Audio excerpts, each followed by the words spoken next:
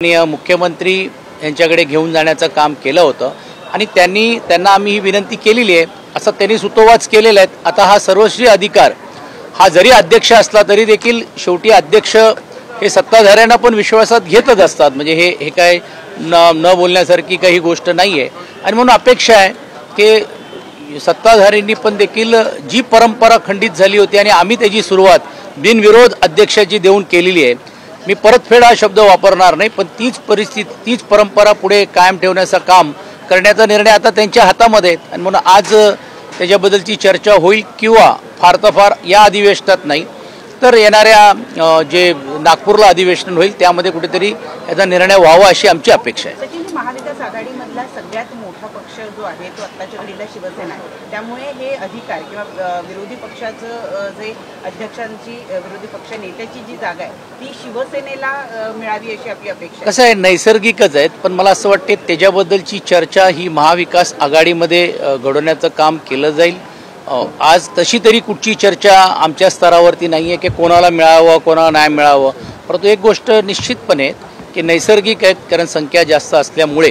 परंतु हा जरी नैसर्गिक संख्या जास्त असली तरी देखील शेवटी महाविकास आघाडीच्या सर्व घटकांशी बसून मला वाटते त्या बाबतीतले वरिष्ठ निर्णय घेतील आणि ते नजीकच्या काळामध्ये दिसेलच। पण ही चर्चा नंतर आहेत।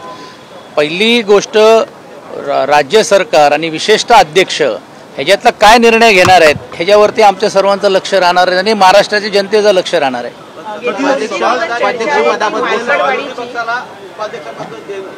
या अगोदरच मी सांगितलं की आम्ही मागणी केली, ही जी परंपरा जी खंडित झाली होती, आता बिनविरोध आम्ही अध्यक्षांची निवड केल्यानंतर परत राज्य सरकारला ही एक संधी आहे की त्यांनी ही परंपरा पुढे चालवण्याच्या दृष्टिकोनातूनच विरोधी पक्ष आणि उपाध्यक्षपद हे विरोधी पक्षाला द्यायला पाहिजे। दो सवाल हैं आपसे, पहला एक मराठी दोन। सर रत्नागिरीमध्ये ठाकरे गटाच्या काही कार्यकर्त्यांनी निष्ठेची शपथ जी आहे ती दर्ग्यामध्ये घेतली असल्याचा विरोधक दावा करतात आणि तसे ट्विटही केलेले आहेत। कसं आहे की ज्यावेळी आमच्या कार्यकर्त्यांनी काय केलं तर लगेच ट्विट केले जातात, इतर कार्यकर्ते काही केलं तरी देखील त्याच्यातली कुठचीही होत नाही आणि आम्ही कधी त्याच्यातला आक्षेप पण घेतलेला नाही आहे।